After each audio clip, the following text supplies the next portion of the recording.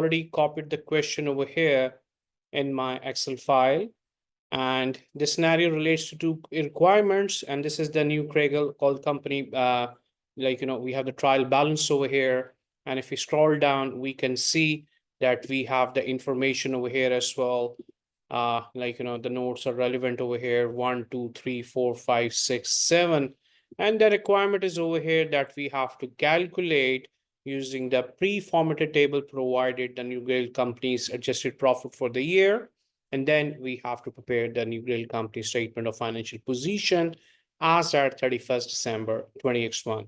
Now, whenever we are going to have this section C type questions, rather than going, reading and indulging into the question, the very first thing which you always have to do is that you have to look at what the requirements are.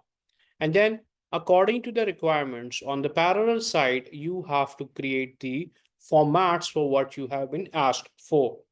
Like, for example, over here in this question, we were being asked for to redraft the profit. So I've created the redraft statement over here. And this specimen, how to create and what format was required, this was already given in the specimen paper as well. And then on this side, we had to prepare a statement of financial position. So I have created a rough format or a standard sketch for the statement of financial position as well. So this is the basic approach you always are going to have within the exams as well, that first you are going to create the format, then you are going to give a heading for the workings, and then over here you will write working 1, and you are again going to highlight it up, right? And then by just looking at a glimpse, you are straight away going to go down to the following information, which is relevant over here for the sake of solving the question. Now, look at the point number 1. On 1st July, Newcraighall Company received a 5 million 8% loan, which was accounted for correctly at that date. It is due for payment on 31st December 20x6. The interest is payable annually in arrears. The 5 million was used to fully fund the construction of a new building.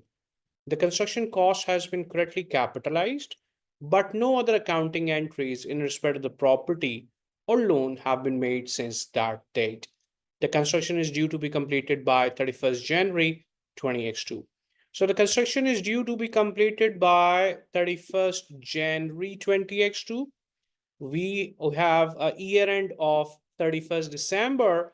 So still till the year end, the asset is still under construction.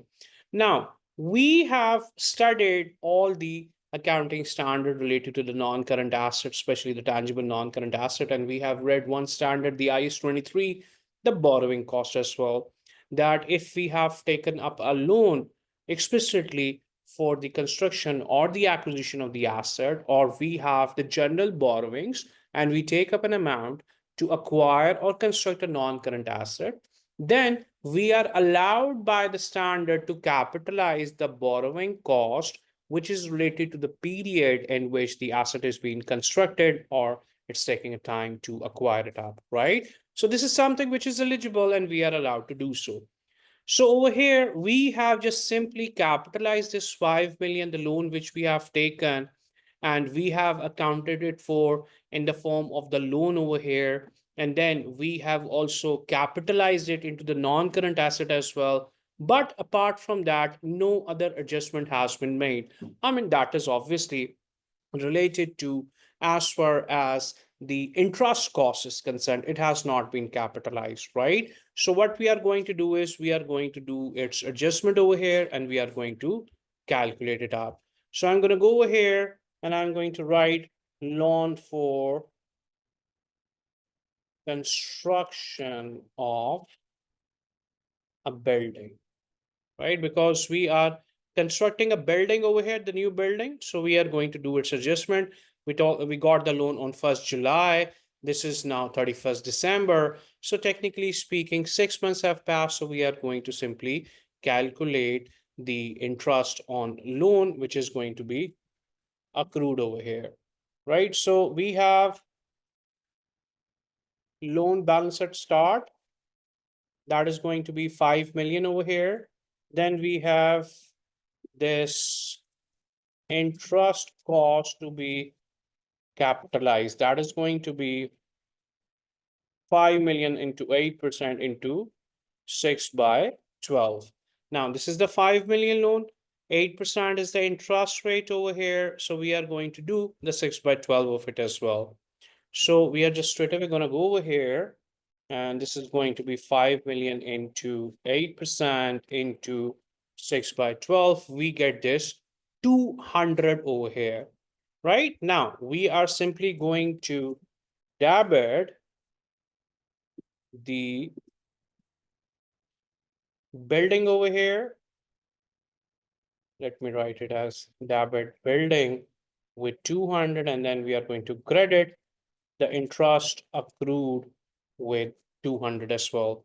Now, this entry has not been accounted for, technically speaking. So we have to record it up over here, right? So how are we going to do that? In the current liabilities, we are going to go and we are going to write interest accrued on building. We are going to give the reference working 1, and we are going to write this 200 over here.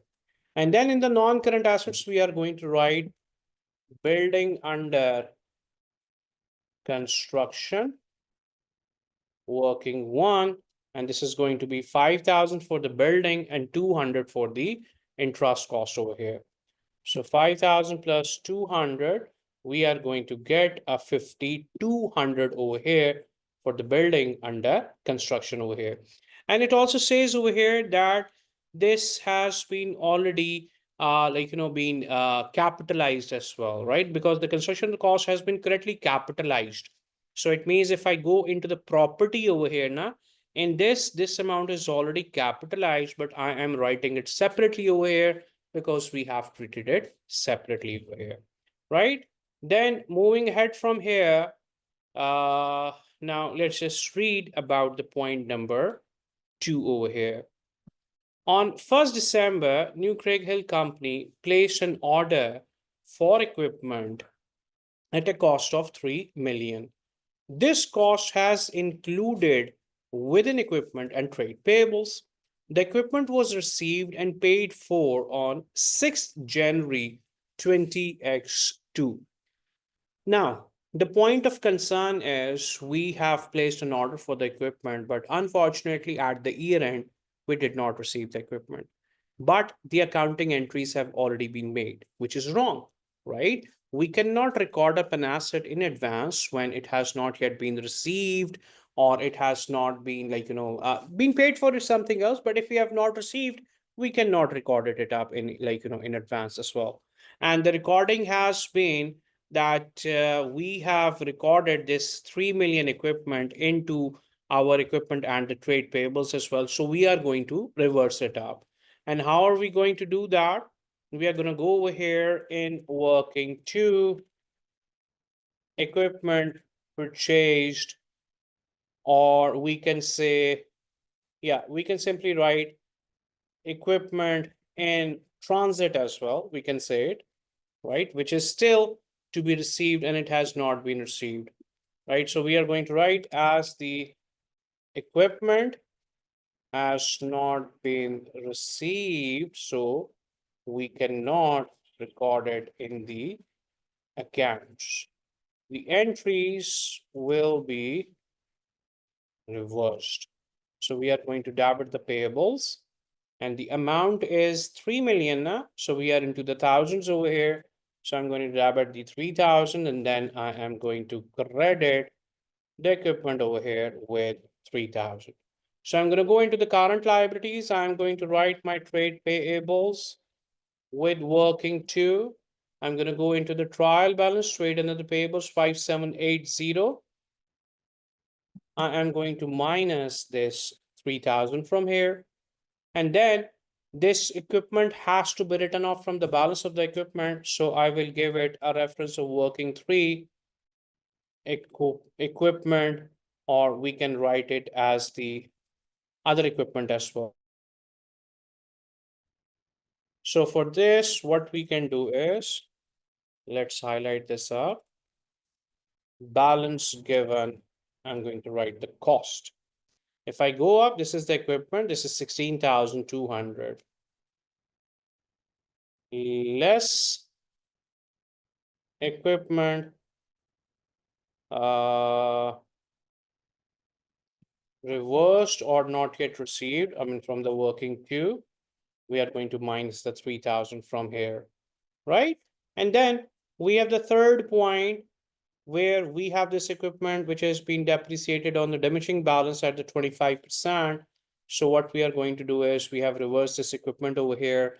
Now from this, we are going to, minus the accumulated depreciation as well. So we are going to less accumulated depreciation given, which is also going to be 8420. So I will minus this 8420 from here as well.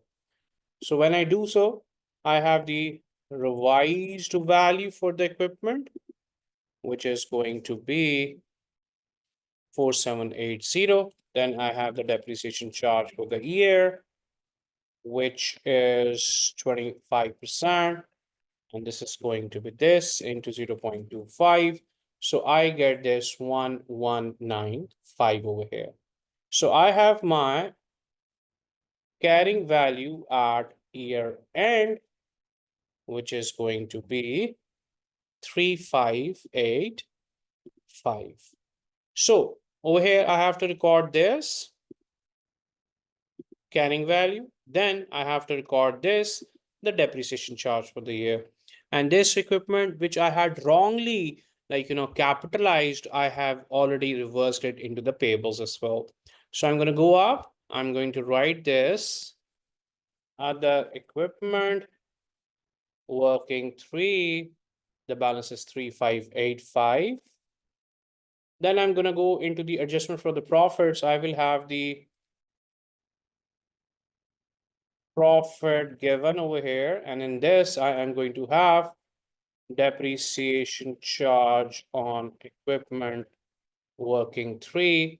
And depreciation charge is 1195. So I will minus this 1195 from the figure given, which we are going to see in a while. So I have to minus this depreciation charge over here. Now, as we have already accounted for the equipment, now we are going to talk about this property as well, which has a land element of 12 million. I'm going to go in working for, and I'm going to write land and building. First thing first, I have this building balance given of cost, which is, okay, this is the property balance, 32,500. Okay, this is the property balance.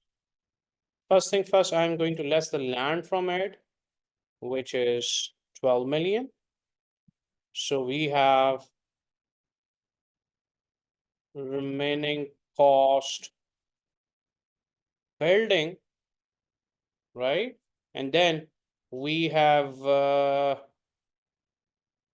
what we can do is rather than writing the remaining cost of the building, let's just less the building under construction as well, which was in the working one, this one, because the question said that, we got it in the working one. Look over here. The 5 million was fully used for the construction. The construction cost has been correctly capitalized, right? So we are going to less this 5,000 from here as well, right? So when we do so, we are going to have the remaining balance of building, which is going to be 15,500 over here, right? So we are going to have the remaining balance of building over here. On this, we are going to have the depreciation charge, and that depreciation charge on the property is going to be 20 years straight line. So this is going to be this divided by 20. I get 775 over here. And then I have my accumulated depreciation given as well, which I am going to minus from here, accumulated depreciation is 9,200. So I am going to minus it up as well. And then I am going to have my carrying value at year end. And this is going to be 5525 over here. So over here, I have to record this 5525. I have to record my land element, and then I have to record my 775. That is the depreciation charge for the year over here. So first thing first, I'll go with the depreciation charge 775.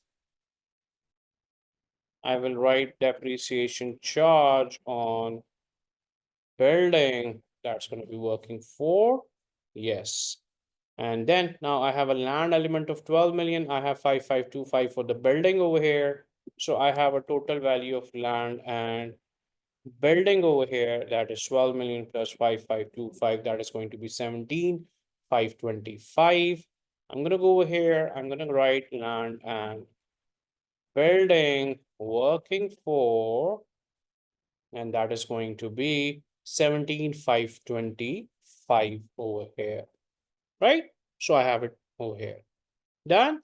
Now I am left with this right of use asset, but this is something which will come in the next point. So I'll see it over there, and then I'll account for the straight line in accordance with the IFRS 16, the depreciation base over there. Now let's see point number 4 over here. Point number 4 says the financial assets are 3% bonds that were acquired for 3.5 million on 1st January 20x1, and which Newcraighall Company intends to keep until maturity. Transaction costs of 0.5 million were incurred. The bonds were capitalized at 3.5 million and the transaction costs were expensed. Now, we have studied the standard of the IFRS 9, that is for the financial instruments. And we have seen one thing over there, that if we have an intention to hold the bond till maturity, and then technically speaking, we have, seen this point over here, that it's not being used for the trading purposes and all, right? And there are no other cash flow characteristics over here. No other cash has been involved apart from the interest element over here. Now, so we can go on and we can record it up, or we can capitalize it at its amortized cost. So we are allowed by the standard to do so. And if we are going to account it for at the amortized cost, so the transaction cost, that is going to be capitalized as well, which has already been charged to the income statement as an expense. So this is wrong. We have to reverse the income statement and then we have to capitalize it up. So I'm going to go over here in working 5, and I'm going to write my financial asset over here. Right? Now, I will write balance given, and it says the financial asset has been capitalized at 3.5 million. So this is 3,500. Transaction cost capitalized, that's 500. So total value is going to be 4 million at start. And this transaction cost reversed from statement of comprehensive income, right? So this is going to be reversed from the statement of comprehensive income. Now we are going to have the effective interest over here. And if we go, we can see the effective interest rate is 7%, and we have received the annual receipt of 105. So I'm going to write effective interest 7%. So this is going to be 280, and less interest received, and the interest received which we have over here is 105. So I'm going to minus the 105 from here. So I'll have value at year end. So at year end, the value is going to be 4175 over here. Now, this 4175, this interest received, this effective interest, and then this transaction cost. These are the items that now I have to go and I have to record it up. So first thing first, I'll go with the financial asset 4175. I'll go over here, I will write financial asset working 5, and this financial asset is going to be 4175 over here, right? So 4175 is going to be my financial asset over here. Done. Now, as far as this adjustment is concerned in the profits, I'll go over here and I will write transaction cost reversed working 5. I'm going to add this 500 over here. Then this effective interest is something that I have to account for the 280, and the interest which I have received for the 105, I am going to reverse it up, right? So I am going to simply write effective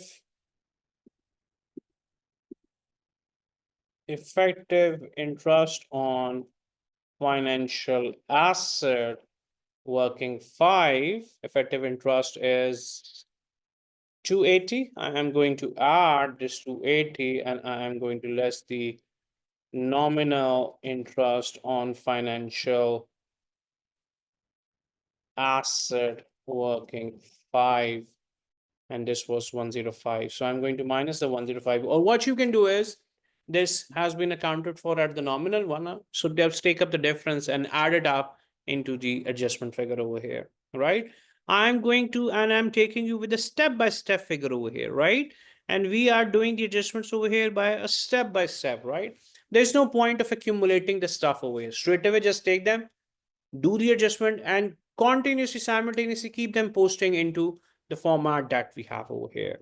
By this, when we are simultaneously posting it up now, what happens that the chance of misstatement, the chance of error or doing an error or skipping a figure is concerned, they are literally like, mitigated over here, right? Okay. Now, after point number 5 for the financial asset, now I'm going to go over here in the adjustment or the relevant information number 5. On 1st January, Newcraighall Company entered in a 5-year lease for the equipment. The equipment had a useful life of 5 years. So the life is 5 years and the equipment has been leased for the 5 years as well. Okay. Now, Newcraighall Company will make 5 payments of 2.4 million on 1st January each year, including on the commencement date. So the payments are being made in advance at the start, and these are of 2.4 million each year. Using the implicit rate of 13%, the present value of the future lease payments after the first payment was made was 7.139 million, and the 2.4 million paid on the 1st January was expensed, and no other accounting was performed over here. Okay, so we have an asset under the lease, the payments are in advance, and mistakenly we have charged this repayment into the statement of comprehensive income, which is again wrong, right? So now this is the working 6. I'm going to go over here, working 6, asset under lease over here. Okay, let's just start it up with the logical one, and that is we are going to debit the fair value of asset under lease, and then we are going to credit the fair value of liability under lease. And this says that after doing this 2.4 million, the present value, I've seen which was, yeah, the present value of the future lease payments after the first payment was 7.139 million. So 7.139 is 7139 over here, 7139 over here. As the first payment is also made on 1st January, so total value of asset will be 7139 plus this 2.4 million. That is 7139 plus 2400. So we are going to have 9539. Now, There's nowhere mentioned that either the title is going to be transferred at the end of the year or not, right? So technically speaking, we have this rule under the lease that the asset is depreciated at the shorter of the useful life of the lease term. Technically, both are 5 years over here. So we are going to depreciate it on the 5 years. And we have entered on the 1st January, the year end is 31st December. So we will have a full year depreciation charge. So I'll write depreciation charge for the year will be 9539 by 5. So 9539 by 5, we get 1908. So carrying value at year end is 9539 minus 1908. So we get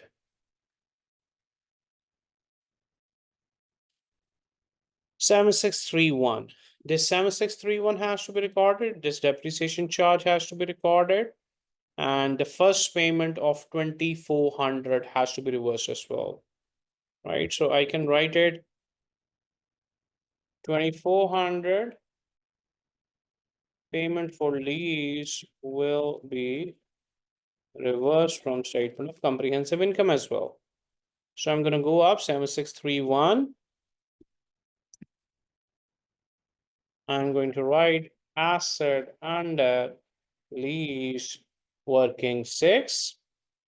And then I'm going to go over here and lease payment reversed working 6, and the lease payment reversed is 2400.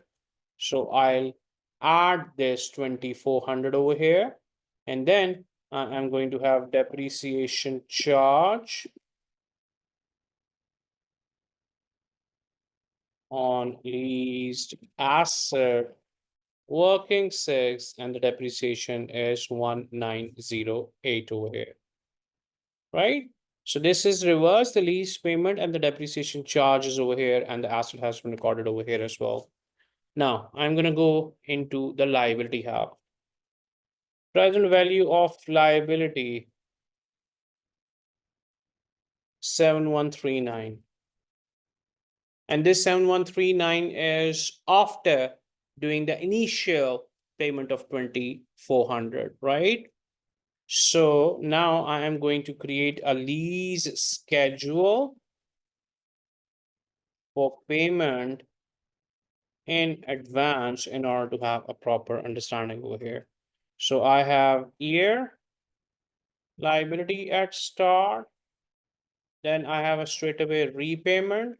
So I'll have a revised balance, then I'll have an interest, and then I'll have a liability at year end over here.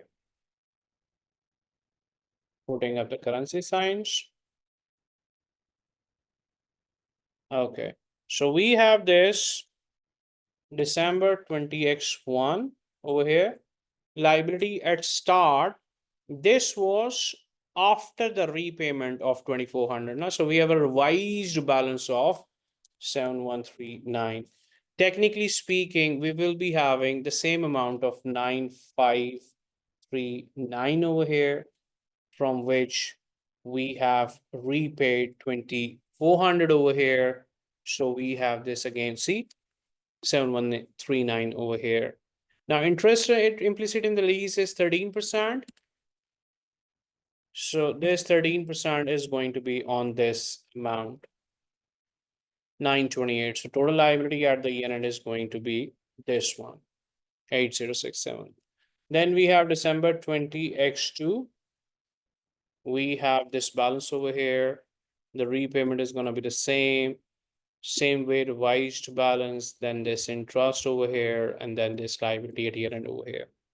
Now, the total capital portion of liability outstanding at the end of year 1 is, or 20x1 is this one, 7139. Then total capital portion of liability outstanding at the end of December 20 x2 is, okay, this is December 20 x1 and this is x2. So we have this 5667.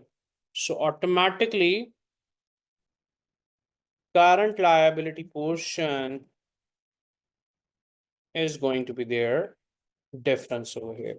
And that is 7139 minus 5667. So we get 1472 over here, right? Now, over here, we have to record this 1472, 5667. And then we have to record this interest element as well for the liability one. So I'm going to go up. I'm going to write this interest on lease working 7, and this interest on lease is going to be 928 over here. So I'll minus this 928. This interest has not been paid, so I'm going to go over here, interest on lease working 6, and the amount was 928 over here. And then we have the obligation under lease 1472 as well. Obligation under lease 1472, right? And then we have 5667 as well. So 5667, and this is going to be obligation under lease as well, and the working is going to be 6 over here, 5667 over here. Done. So non-current, current, and then the interest accrued as well is all recorded. Okay. So now we are going to go in working 7 over here. The current tax payable at 31st December was 680,000. So simply we are going to write it as the income tax. We are going to debit the statement of comprehensive income with 680. We are going to credit income tax payable with 680. So I'm going to write income tax expense working 7. This is working 6, the lease one.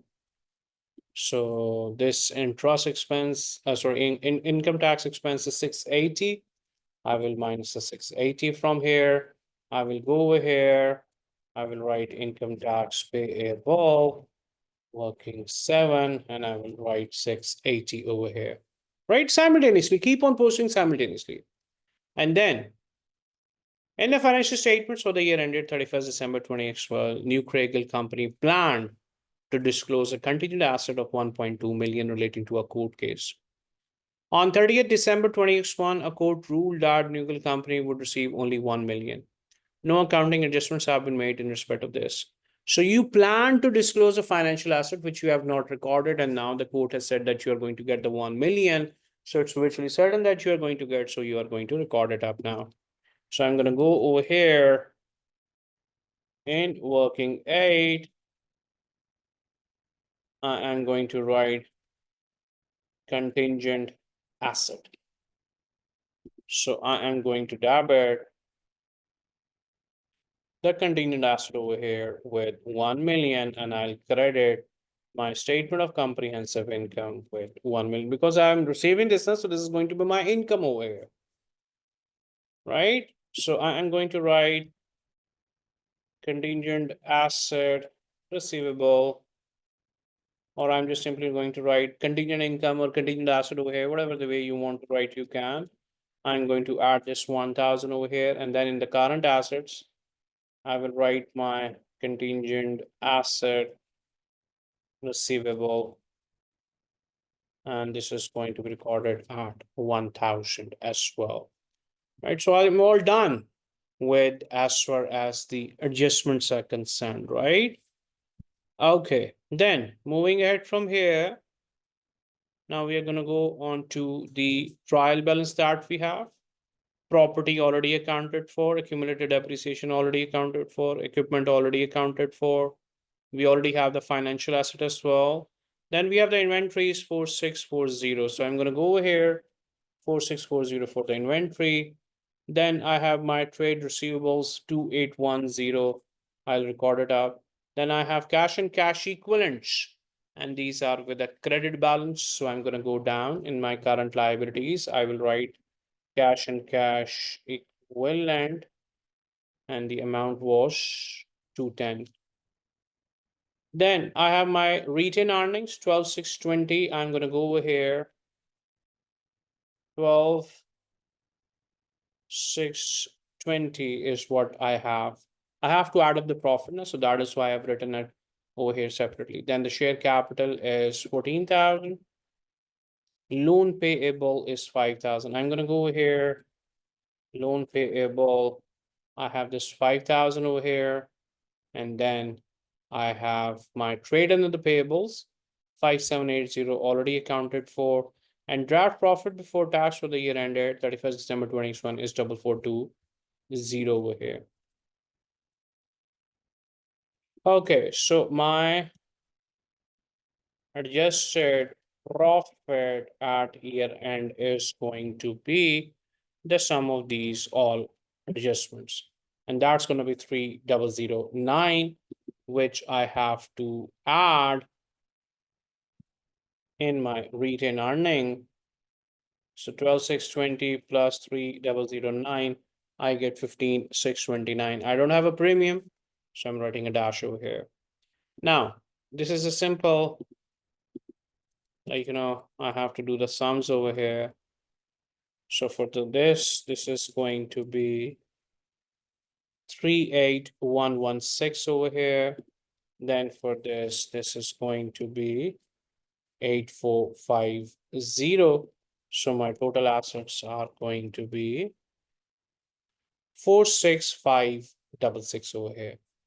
Now, my equity portion 29,629. My non-current liability portion, this is going to be 10,667. Then my payables are going to be 5780 minus 3,000. So this is going to be 6270 over here. Now, when I do the total over here, I get 46566. So my total assets, they are equal to my total equity and liabilities. So this is the approach that we have to set up over here, right? Although we have scattered the non-current assets, I mean, we could have gone for writing the financial asset separate one, or the asset under the lease separate one, and then one heading for the non-current assets. We could have done that as well. But there's no point of going into the complexities over here, because why this approach, what happens is when you try to solve the question, you go with the flow and you keep on posting whatever the adjustment that comes across, like, while doing the question. So I hope this approach and this question, I mean, the points that you had in your mind, I've been able to cater them out. But still, if you have any further query or you want to ask about anything else, you can always do so. And you can reach on our Facebook page, or under the video, you can write down your comment or your question as well. And I either me or someone from the academy is going to be letting me know. And then obviously we are going to answer the questions as well, right? I'm going to see you next time again with a new question and new approach as well. And then we are going to talk it about again in further detail as well. Till then, take care. Bye-bye.